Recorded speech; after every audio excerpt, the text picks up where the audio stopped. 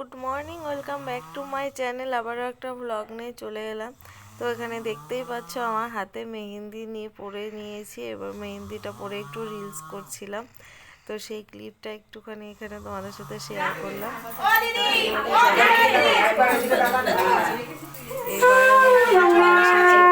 এবার চার দিয়ে তার বোনের বাড়িতে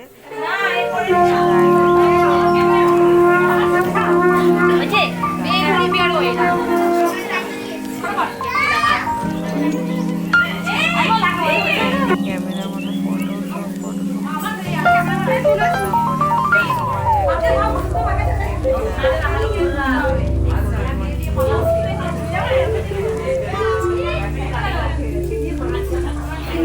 মজা করছিলাম